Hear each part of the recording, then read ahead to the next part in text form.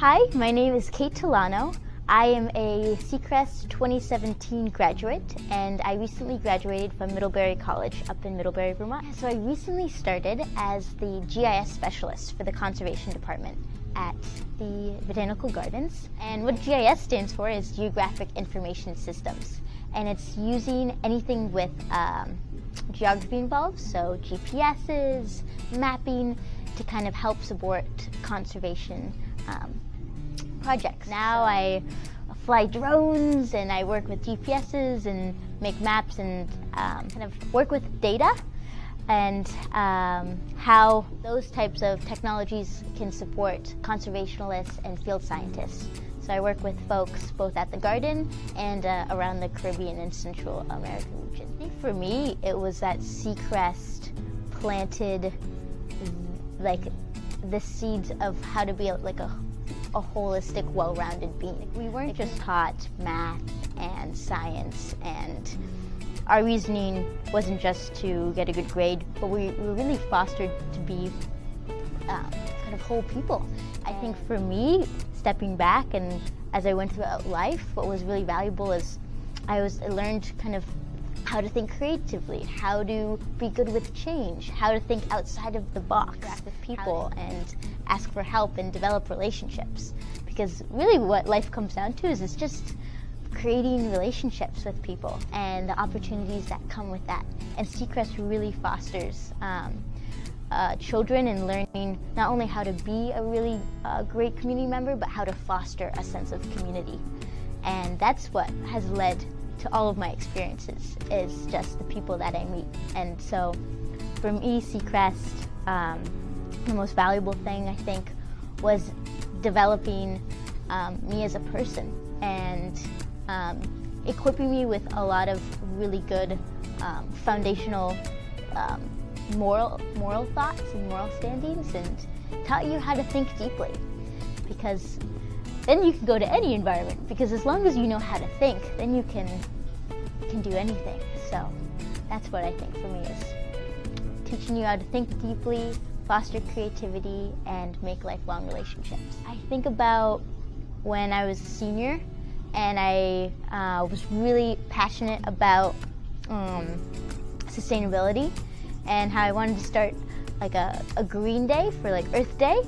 And I think it was Miss Minder and other teachers at the time that totally like just fueled this fire and this interest, and it became a whole Sustainability Week challenge. And so then I remember as like this high schooler like coming up with these challenges for these young kids of like, okay, how do you like wear your trash, and like let's see like what we can find. Gosh, what were we doing? They were yeah, I would go to the school time, like in the lunches, and we would weigh how much like reusable stuff versus compost we have.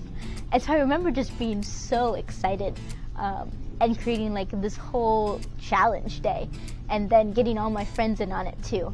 And so we would go to all the elementary school and start planting seeds with them and teaching them kind of where to put different bottles. And that's what I just remember was like these really exciting times of just having an idea and then being able to adventure all around school with it. Gosh, States, I remember going to States and seeing for the first time, like, that was really cool. Just the energy, like, and being bussed up and getting on this bus and watching my best friends like play in these really exciting matches, and then when they won, just the energy of that crowd.